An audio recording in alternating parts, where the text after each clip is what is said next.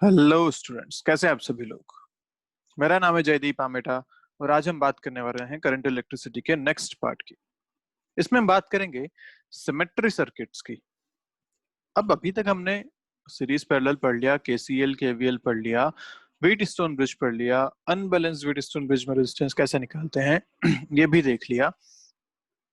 अब आज हम कुछ ऐसे सर्किट्स देखेंगे जिनकी कैलकुलेशन बहुत आसान हो सकती है अगर हम उसमें एक सिमेट्री ढूंढ लें। जैसे आपके सामने ये क्वेश्चन है। अब ये अगर देखें तो पांच रेजिस्टेंसेस हैं। हमें सबसे पहले क्या चेक करना चाहिए इसके लिए? Wheatstone bridge. यस, ये एक व्हीटस्टोन ब्रिज बना रहा है, लेकिन क्या ये एक बैलेंस व्हीटस्टोन ब्रिज है? तो चेक करते हैं।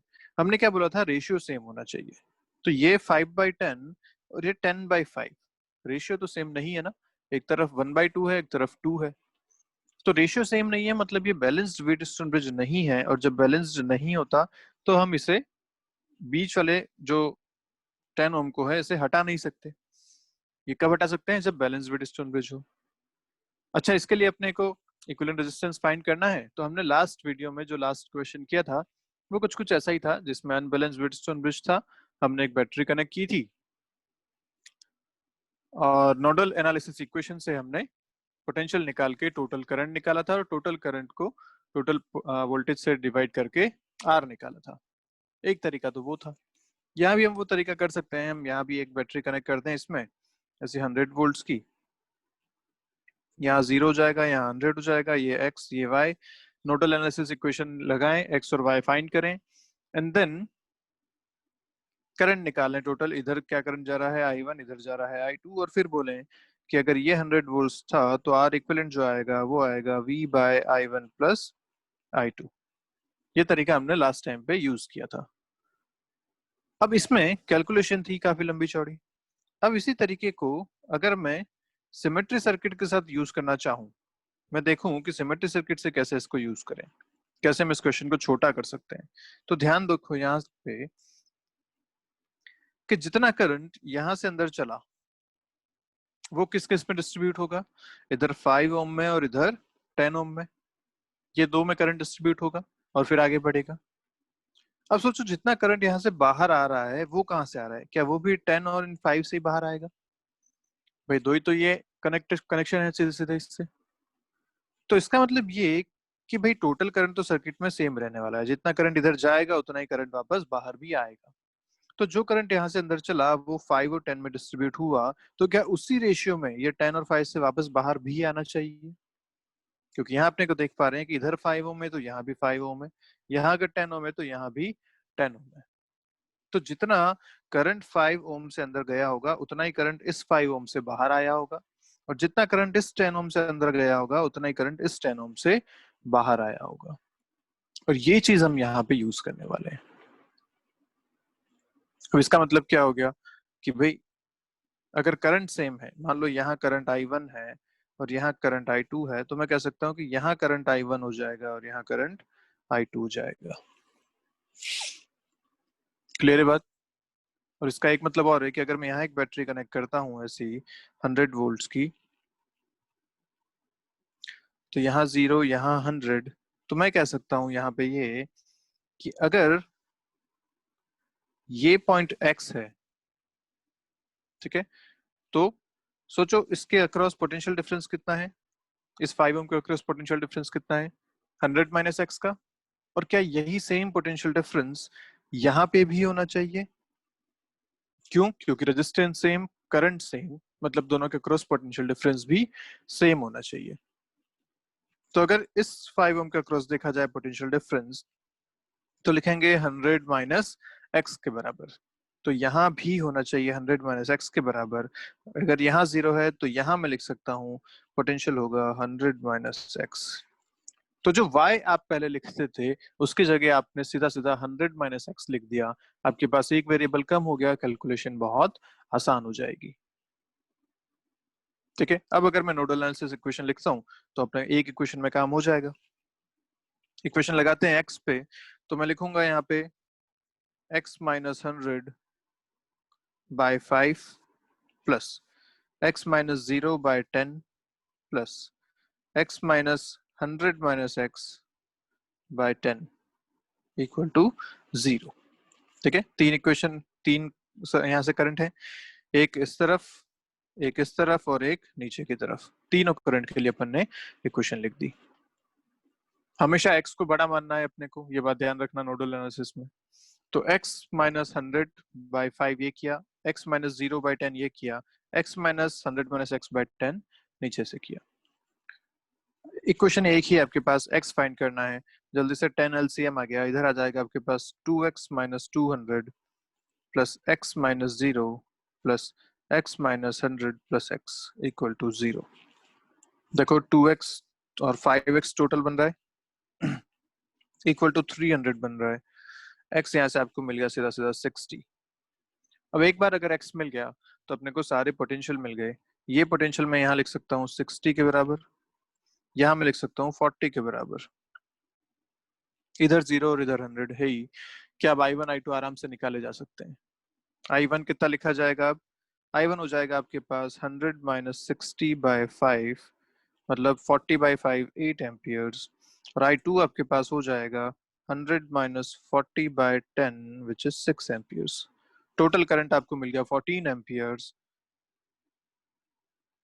मतलब आपको R इक्विवेलेंट मिल जाएगा V/I से 100/14 ओम्स। आसान हो गया ना ये सवाल। यहाँ पे हमें y कैलकुलेट नहीं करना पड़ा या y को कंसिडर नहीं करना पड़ा। तो वो अननोन हमने कैसे फाइंड किया, सिमेट्री से एक हमने नोडल इक्वेशन हमने एक कम कर दी। क्लियर है बात। तो सिमेट्री आपको देखनी आनी चाहिए। तो ये एक टाइप था सिमेट्री का जिसमें आपने देखा कि आमने सामने वाले रेजिस्टेंस इक्वल थे, और अगर ऐसा होता है जिसमें दो ही कनेक्शंस हैं, ए से जब करंट अंदर आ रहा है तो 5 और 10 में जा रहा है, और जब बी पे बाहर निकल रहा है तब भी 5 और 10 से ही बाहर आ रहा है, तो हम ऐसा कह सकते हैं कि जब सिमेट्री हमें दोनों तरफ दिख रही है तो जितना 5 से अंदर आएगा उतना ही 5 से बाहर भी जाना चाहिए, मतलब पोटेंशियल अक्रॉस 5 सेम होना चाहिए दोनों जगह पे, और वही हमने यहाँ पे किया। ठीक है, चलिए आगे बढ़ते हैं अगले क्वेश्चन पे। अब ये क्वेश्चन है आपके सामने। इस क्वेश्चन में आपसे पूछा गया कि बताइए आर इक्विवेलेंट कितना है। जो भी रेजिस्टेंस आपको दिख रहे हैं सारे आर ओम्स के हैं, सारे इक्वल रेजिस्टेंस हैं, सभी आर के बराबर है। ठीक है, तो इसमें आपसे पूछा गया बताइए ए और बी के बीच में आर इक्विवेलेंट कितना है। अब यहाँ अगर ध्यान से देखें तो कोई सीरीज पैरेलल अपन नहीं देख पा रहे हैं, है ना। तो क्या किया जाए। अब इसका एक तरीका तो ये है कि मैं आपको यहाँ पे व्हीटस्टोन ब्रिज दिखा दूं एक, और उस व्हीटस्टोन ब्रिज के हिसाब से आप इसको सॉल्व करें। एक तरीका तो ये है। तो देखो व्हीटस्टोन ब्रिज में दिखा देता हूँ आपको। ये और ये पांचों मिलकर एक व्हीटस्टोन ब्रिज बना रहे हैं यहाँ पे, है ना। और सब रेजिस्टेंस इक्वल है, मतलब आप इसे हटा सकते हैं और हटा के आप इसे सॉल्व कर सकते हैं। एक तरीका तो है इसका ये। दूसरा तरीका इसका जो हम सिमेट्री से देखने वाले हैं। अब सिमेट्री क्या कहती है, ध्यान से देखो। जितना करंट यहां से अंदर चलेगा, आई करंट यहां से अंदर आया, ठीक है, कितना करंट अंदर आया यहां से, आई करंट यहां से अंदर आया। अब वो करंट भाई एक इस तरफ चलेगा और एक इस तरफ चलेगा, दो ही इसके पास तरीके हैं जाने के। तो मैं यहाँ बना देता हूँ, लेट्स से आई करंट अंदर आया, इस तरफ गया I1, इस तरफ गया I2। ओके, अब सोचो तुम कि ये पूरा सर्किट अपने को सिमेट्रिक दिख रहा है अबाउट दिस लाइन। इस लाइन के अबाउट ये इधर left hand side right hand side पे सिमेट्रिक है। तो मैं आपको ऐसा कह सकता हूँ ना कि जितना करंट यहाँ से चला था उतना ही करंट यहाँ से और यहाँ से वापस बाहर भी आएगा। तो सोचो जो I1 यहाँ से चला था, सिमेट्रिसिटी की वजह से वही I1 यहाँ से बाहर आना चाहिए, और जो I2 वहां से चला था वही करंट I2 यहाँ से बाहर आना चाहिए, क्योंकि सर्किट पूरा का पूरा सिमेट्रिक है अबाउट दिस एक्सिस। क्लियर है बात। और यहां से हमें एक बात समझ में आती है ध्यान से देखने पे कि अगर जो करंट I2 यहाँ चल रहा था, I2 यहाँ चला और यहीं से वापस बाहर आ गया, मतलब ये जो जंक्शन है ना, ये जंक्शन किसी काम का नहीं है, क्योंकि यहाँ पे करंट चेंज नहीं हो रहा। I2 जो नीचे वाली लाइन में चल रहा है वो बिल्कुल सेम एज इट इज चल रहा है, और ऊपर वाली लाइन में जो करंट होगा वो भी वैसा ही चलेगा, क्योंकि नीचे से कोई करंट ऊपर ट्रांसफर नहीं हुआ या ऊपर से कोई करंट नीचे ट्रांसफर नहीं हुआ। नीचे I2 था लेफ्ट साइड पे भी राइट साइड पे भी I2 ही रहा, मतलब कोई करंट का लेन देन यहाँ पे नहीं हुआ। और जब करंट का लेन देन नहीं हुआ तो जंक्शन हो या ना हो उससे कोई फर्क नहीं पड़ता। और ये बात हम यहाँ पे यूज करेंगे। हम क्या करेंगे कि इस जंक्शन को यहाँ से हटा देंगे, और जैसे आपने जंक्शन को इससे हटाया, अब ये जो सर्किट बनता है वो कुछ ऐसा बनता है। इस जंक्शन को आपने यहाँ से ओपन कर दिया,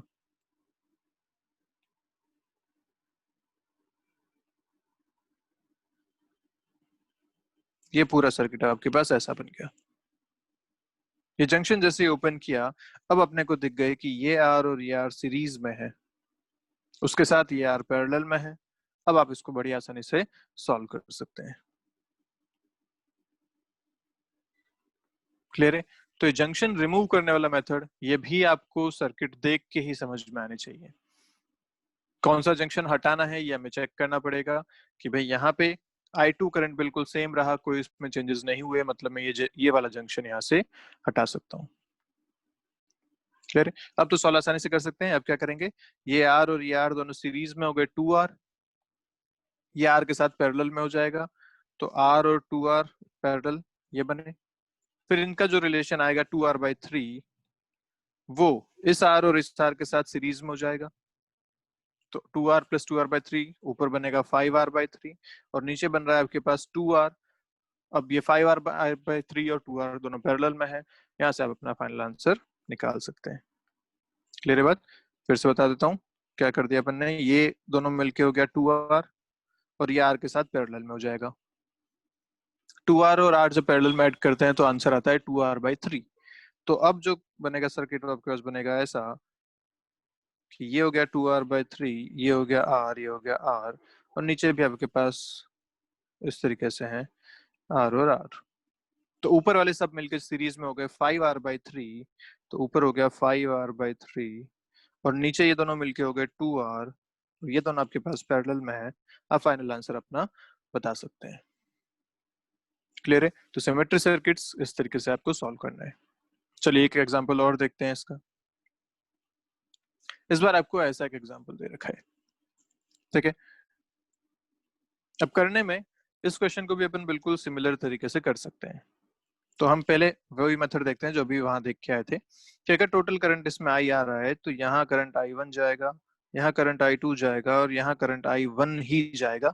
आप देख पा रहे हैं क्यों? क्योंकि अगर इस पूरे सर्किट को देखो तो ये इस ए बी लाइन के अक्रॉस सिमेट्रिक है। जब इस ए बी लाइन के अक्रॉस सिमेट्रिक है, मतलब जितना करंट ऊपर जाएगा उतना ही करंट नीचे वाले सर्किट में भी पास करेगा। ये हम आसानी से कह सकते हैं, क्योंकि करंट किस पे डिपेंड करता है? रेजिस्टेंस के कॉम्बिनेशन पे, पोटेंशियल डिफरेंस पे। तो ए और बी के बीच में अगर कॉम्बिनेशन देखें तो इस लाइन के अक्रॉस सिमेट्रिक है। जो कॉम्बिनेशन ऊपर बन रहा है वही कॉम्बिनेशन नीचे की तरफ भी बन रहा है, मतलब दोनों तरफ करंट सेम जाना चाहिए। वही बात यहाँ फिर आती है कि जो करंट ऊपर I1 गया वो करंट I1 यहाँ से बाहर भी आना चाहिए, यहाँ से बाहर आना चाहिए, और I2 यहाँ से बाहर आना चाहिए।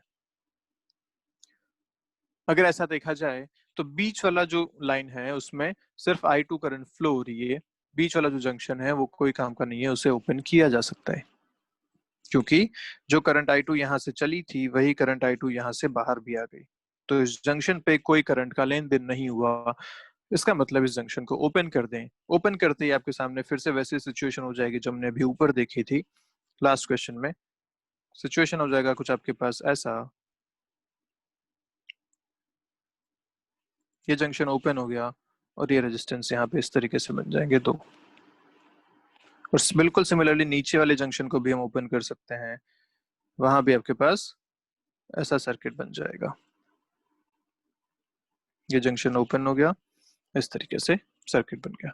अब जो अभी हमने सॉल्व किया था वैसा ही बिल्कुल ये भी है, आप इसे उस तरीके से भी सॉल्व कर सकते हैं।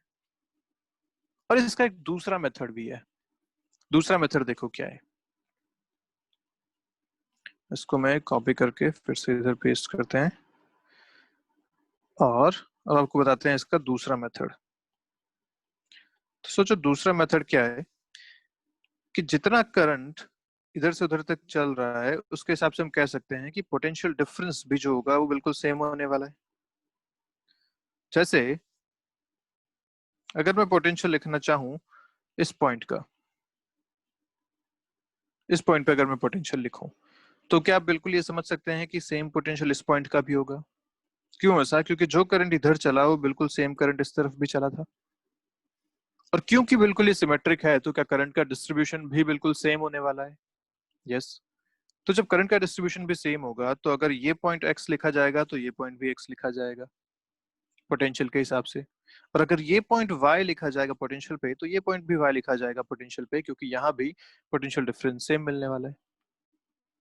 अब जब ऐसा है तो मैं ये कह सकता हूँ ना कि ये जो रेजिस्टेंस है, देखिए ये रेजिस्टेंस और ये रेजिस्टेंस, क्या ये दोनों पैरेलल में ऐड किए जा सकते हैं? फिर से बोल रहा हूँ, पैरेलल में ऐड किए जा सकते हैं। ऐसा क्यों? सोचो, पैरेलल में ऐड करने की कंडीशन क्या थी कि अगर दो रेजिस्टेंस के अक्रॉस पोटेंशियल डिफरेंस सेम होता था, कि भाई यहाँ पे पोटेंशियल डिफरेंस लेस से 0 है और यहाँ पे x है, तो क्या ये दोनों पैरेलल में ऐड किए जा सकते थे? बिल्कुल। और क्या यही यहाँ भी हो रहा है कि यहाँ पे अगर पोटेंशियल 0 है तो क्या ऊपर नीचे दोनों पॉइंट्स पे इनका पोटेंशियल x है? तो क्या ये दोनों पैरेलल में ऐड किए जा सकते हैं? बिल्कुल किए जा सकते हैं। और ऐसी हर एक रेजिस्टेंस आप अगर देखें कि ये रेजिस्टेंस और ये रेजिस्टेंस पैरेलल में है, क्योंकि ये दोनों यहाँ पे एक कॉमन पॉइंट पे जुड़े हुए हैं और ऊपर एक्स एक्स है दोनों के लिए। ऐसे ये रेजिस्टेंस और ये रेजिस्टेंस पैरेलल में है, क्योंकि कॉमन पॉइंट है और ऊपर नीचे वाई वाई है। और सिमिलरली ये दोनों भी पैरेलल में ऐड किए जा सकते हैं। तो सिमेट्री सर्किट से मैं यहाँ एक बात और समझ में आई कि इस पूरे सर्किट में इस लाइन के अक्रॉस सिमेट्री है। मैं इस पूरे सर्किट को इस लाइन के अक्रॉस फोल्ड कर सकता हूँ, ऐसा एक के ऊपर एक इसको रख सकता हूँ, इसे पैरेलल बना सकता हूँ।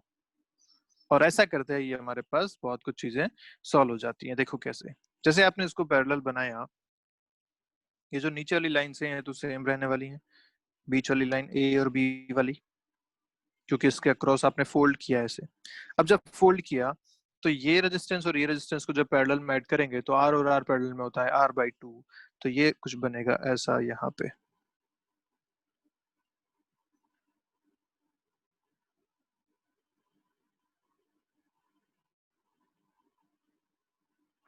ये रेजिस्टेंस हो जाएगा R/2 क्योंकि नीचे से ऊपर आके पैरेलल में फोल्ड हुआ है।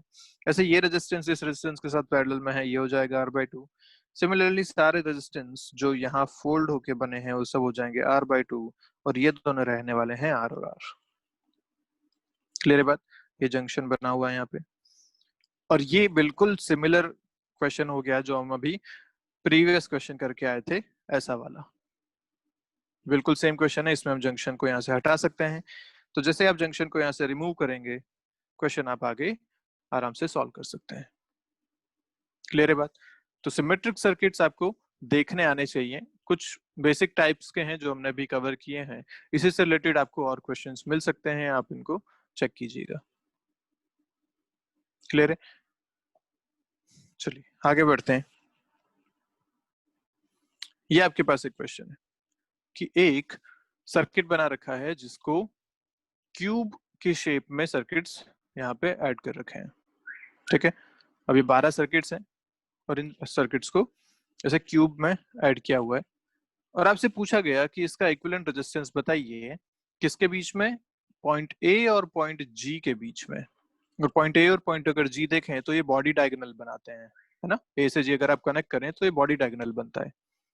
तो आपको इस बॉडी डायगोनल के अक्रॉस इक्विवेलेंट रेजिस्टेंस पूछा गया है। अब ये क्यूब भी देखा जाए तो बहुत सिमेट्रिक सर्किट है, इस पे हम कैसे सॉल्व करेंगे इस बारे में बात करते हैं। ठीक है, तो चलिए देखिए इसको क्या करें। अब यहाँ हम ये देख सकते हैं कि अगर टोटल करंट इसमें आया आई, तो सोचो बॉडी डायगोनल है, बॉडी डायगोनल में अगर देखा जाए तो तीनों तरफ से जो भी करंट जाएगा वो बिल्कुल सिमेट्रिक करंट जाएगा। करंट किसी भी पाथ को फॉलो करे हमेशा सेम रेजिस्टेंस उसको आगे मिलने वाले हैं, क्योंकि पूरा पाथ बॉडी डायगोनल के अक्रॉस है, और बॉडी डायगोनल के अक्रॉस पूरा क्यूब सिमेट्रिक होता है हर तरफ से। तो मतलब जो भी करंट इसमें जाएगा वो तीनों तरफ सेम करंट यहाँ पे फ्लो होने वाला है, I1 I1 I1। और ऐसे ही जब ये यहाँ से बाहर निकलेगा टोटल करंट आई, तो हम कह सकते हैं कि तीन जो यहाँ से बाहर आ रहे हैं तीनों ही I1 I1 I1 के इक्वल होंगे, क्योंकि यहाँ पे फिर से सिमेट्री है। और अगर ऐसा है तो हम ये भी कह सकते हैं कि जो रेजिस्टेंसेस वहां कनेक्टेड हैं उनके अक्रॉस पोटेंशियल डिफरेंस भी सेम होना चाहिए, क्योंकि सारे रेजिस्टेंस आर के बराबर हैं। और अगर तीनों में करंट भी सेम जा रहा है मतलब पोटेंशियल डिफरेंस भी सेम होना चाहिए। तो अपन क्या करते हैं, पोटेंशियल लिखते हैं। लेट्स से यहाँ पोटेंशियल लिख लिया 100 और यहाँ पोटेंशियल लिख लिया 0। वही एक बैटरी कनेक्ट कर दी, ठीक है। तो 100 और 0 की अपन एक बैटरी लगा दी। इस तरीके से कनेक्ट कर सकते हैं इसे यहाँ पे, ठीक है। 100 वोल्ट की एक बैटरी लगा दी। अब अगर ध्यान से देखें तो मैं बोलूं यहाँ पे कि ये जो जी पॉइंट है, अगर यहाँ पोटेंशियल 0 है और करंट फ्लो हो रहा है I1 I1 I1 इन तीनों में, तो मैं कहूंगा कि अगर यहाँ पोटेंशियल x था तो मैं बोलूंगा कि इस x और 0 की वजह से करंट I1 फ्लो हुआ, तो इस f पे भी यहाँ x पोटेंशियल होना चाहिए और यहाँ पे भी x पोटेंशियल होना चाहिए, क्योंकि इन तीनों ही ब्रांचेस में सेम करंट फ्लो हो रही है और सेम रेजिस्टेंस है, मतलब पोटेंशियल डिफरेंस भी सेम होना चाहिए। अच्छा, इसी को देखते हुए अगर मैं इधर पीछे आऊं, ए पॉइंट पे आऊं, तो देखो ए पॉइंट से भी करंट I1 जा रही है और यहाँ भी रेजिस्टेंसेस सेम है। मतलब जो पोटेंशियल डिफरेंस बाहर निकलते हुए था वही पोटेंशियल डिफरेंस अंदर आते हुए भी होना चाहिए। तो बाहर निकलते हुए पोटेंशियल डिफरेंस कितना है, x माइनस 0, मतलब x के बराबर। तो यहाँ भी पोटेंशियल डिफरेंस कितना होना चाहिए, x के बराबर। तो इसका मतलब मैं इस पॉइंट को लिख सकता हूँ 100 माइनस एक्स। ऐसा क्यों लिखा, क्योंकि यहाँ पोटेंशियल है 100, यहाँ अगर 100 माइनस एक्स होगा तभी पोटेंशियल डिफरेंस x के बराबर हो पाएगा। ऐसे ये ई पॉइंट को भी लिखा जा सकता है 100 माइनस, और इस पॉइंट को भी लिखा जा सकता है 100 माइनस एक्स के बराबर, ठीक है। पक्की बात, आप देख पा रहे हैं सारा। फिर से बता देता हूँ, अगर करंट जब बाहर निकल रहा है वहां पोटेंशियल डिफरेंस हर ब्रांच में एक्स का था, तो जब अंदर आ रहा है वहां भी हर ब्रांच में पोटेंशियल डिफरेंस एक्स का ही होना चाहिए, क्योंकि करंट भी सेम है और रेजिस्टेंस भी सेम है। पोटेंशियल डिफरेंस एक्स का लिखना है तो अगर यहाँ पोटेंशियल 100 है तो डिफरेंस एक्स बनाने के लिए यहाँ पे 100 माइनस एक्स लिखना पड़ेगा, ठीक है। अब आप कोई भी एक पॉइंट उठा लीजिए और वहां पे अपन केसीएल इक्वेशन लगा देते हैं। तो कौन सा पॉइंट उठाएं, लेट्स से ये एफ पॉइंट उठा लेते हैं, चलो ठीक है, ये एफ पॉइंट उठाते हैं।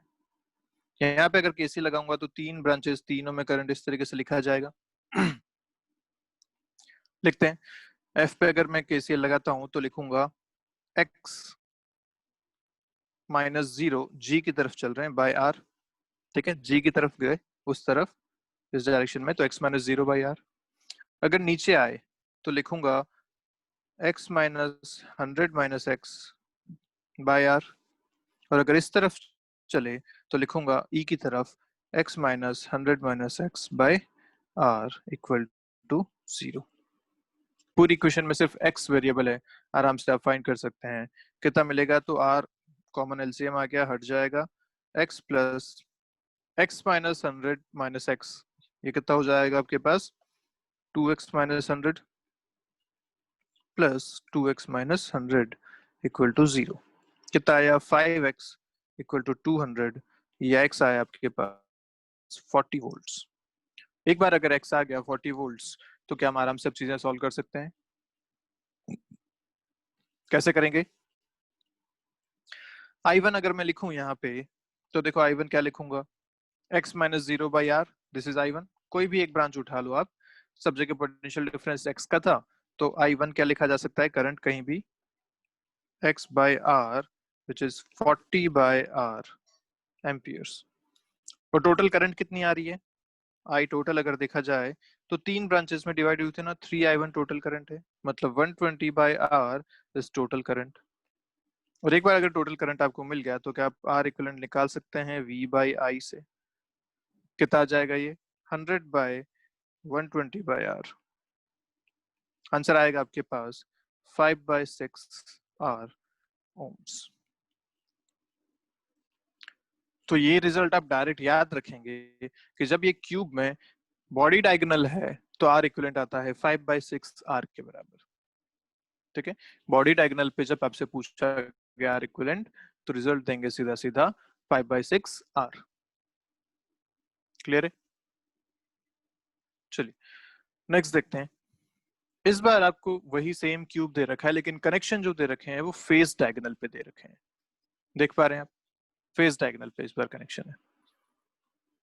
इस बार अगर देखें तो क्या मिलेगा आपको, करंट अगर देखा जाए तो आई करंट अगर यहाँ से चल रहा है तो मैं बोलूंगा कि ये I1 करंट अगर इधर चला तो यहाँ भी करंट I1 चलेगा।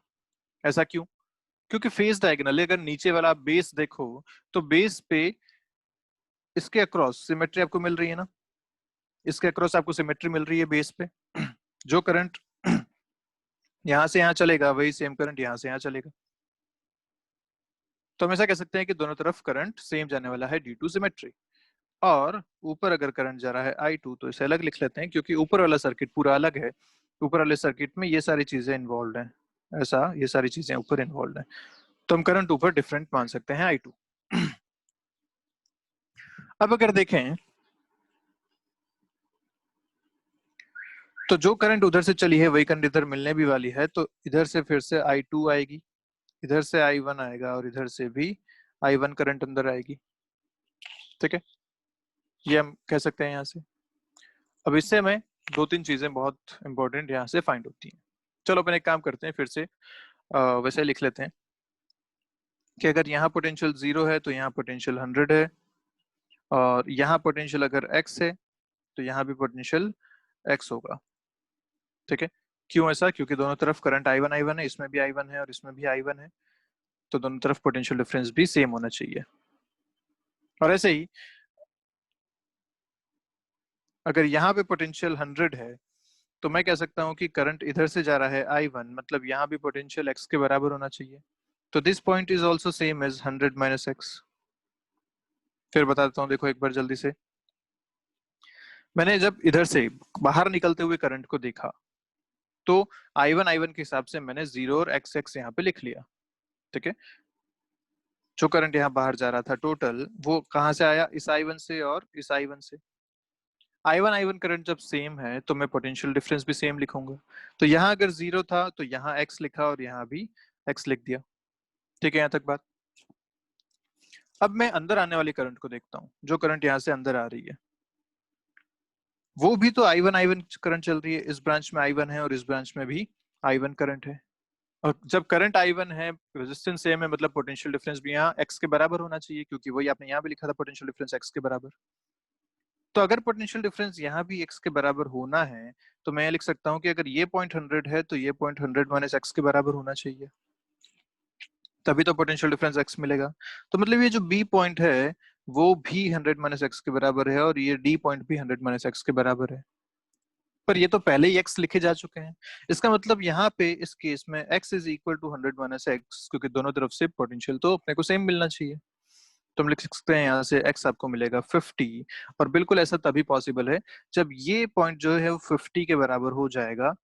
तो 50 होते ही जितना पोटेंशियल डिफरेंस आपको यहाँ से यहाँ तक मिल रहा है 100 माइनस 50 विच इज 50, और सेम पोटेंशियल डिफरेंस आपको यहाँ भी मिलेगा 50 माइनस 0 विच इज अगेन 50। तो अब अपने को यहाँ पे कोई इक्वेशन बनाने की जरूरत नहीं है, सीधा सीधा अपने को x मिल चुका है 50 के बराबर। आराम से अपन यहाँ पे चीजें सॉल्व कर सकते हैं। क्लियर है बात? आसानी से किया जा सकता है। अब यहाँ पे आपको एक चीज और देखनी पड़ेगी, वो क्या है कि जो I2 आ रहा है उस I2 के लिए भी तो अपने को एक y लिखना पड़ेगा भाई। टोटल करंट अपन तभी लिख पाएंगे यहाँ पे, है ना? तो अब इसको कैसे देखें? अब अगर I2 करंट के लिए बात करें तो मैं ये पॉइंट मानता हूं कि ये पॉइंट का पोटेंशियल है y।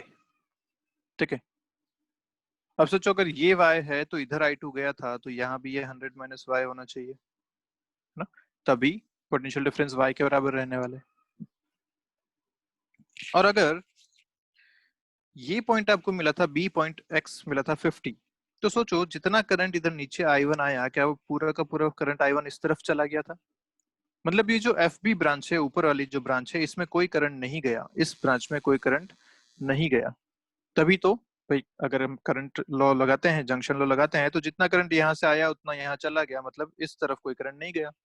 और इस तरफ अगर कोई करंट नहीं गया मतलब F और B का पोटेंशियल डिफरेंस सेम होना चाहिए, मतलब ये पॉइंट भी 50 पे होना चाहिए।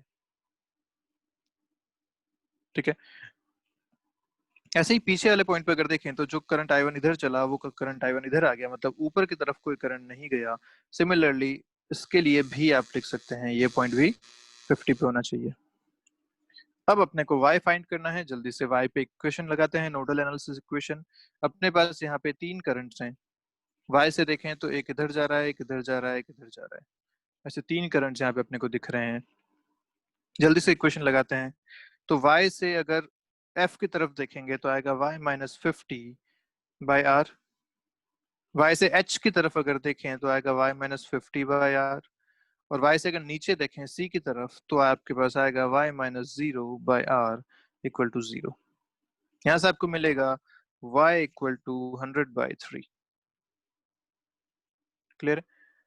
एक बार आपको y मिल गया, x मिल गया, अब अपन टोटल करंट लिख सकते हैं। टोटल करंट अपन लिखेंगे I1 अगर लिखा जाएगा तो I1 है आपके पास x/r मतलब 50/r।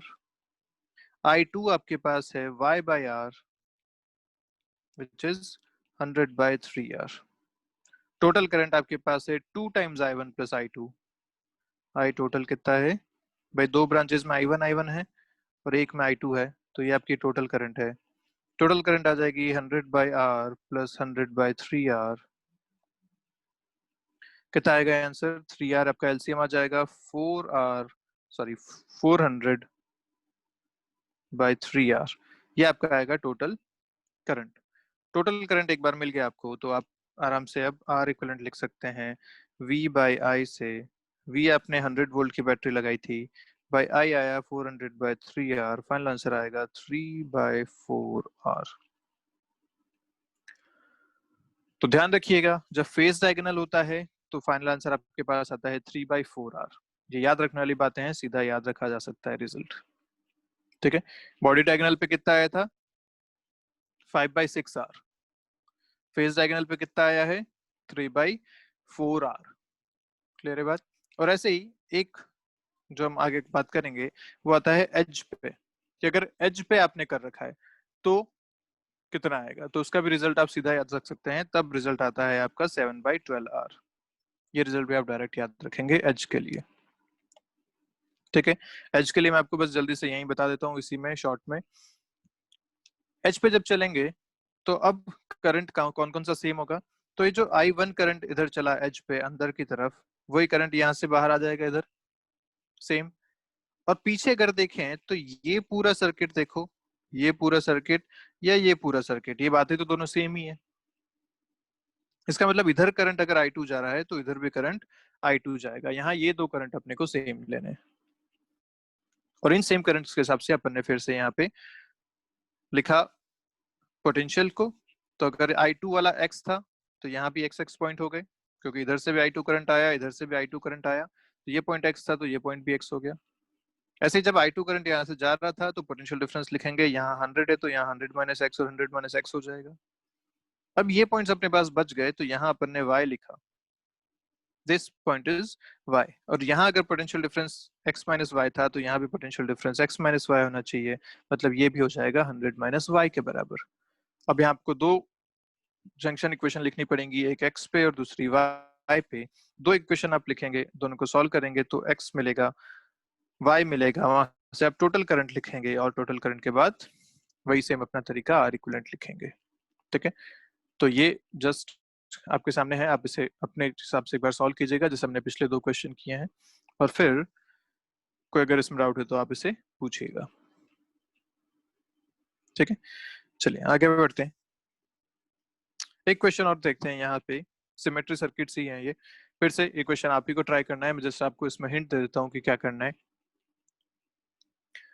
सर्किट ऐसा बना रखा है, सारे रेजिस्टेंस इक्वल हैं, ए और बी के बीच में आपको आर इक्विवेलेंट पूछा गया है। ठीक है, अब आप चाहें तो इस सर्किट को आप वैसे भी सॉल्व कर सकते हैं कि ये ए और बी के क्रॉस सिमेट्रिक है, तो मैं इसे फोल्ड कर देता हूँ, ए और बी के क्रॉस इसको फोल्ड कर देता हूँ। तो जैसे फोल्ड करूंगा जितने भी रेजिस्टेंस हैं वो पैरेलल में आने शुरू हो जाएंगे, और पैरेलल में आके ये बन जाएंगे आपके पास सारे R/2 R/2 R/2 फोल्ड करने के बाद। ठीक है, तो फोल्ड करने के बाद आपके पास जो सर्किट बनेगा वो कुछ ऐसा बन जाएगा। ऊपर रेजिस्टेंस होगा ऐसा, यहाँ दो रेजिस्टेंस इस टाइप के, यहाँ एक रेजिस्टेंस, यहाँ एक रेजिस्टेंस, यहाँ एक रेजिस्टेंस, यहाँ एक रेजिस्टेंस, इधर एक रेजिस्टेंस, इधर एक रेजिस्टेंस और यहाँ एक रेजिस्टेंस। तो ये ऊपर वाले जितने भी रेजिस्टेंस हैं वो सारे R/2 हो जाएंगे, क्योंकि ये फोल्ड होके आए हैं ऊपर से नीचे तक।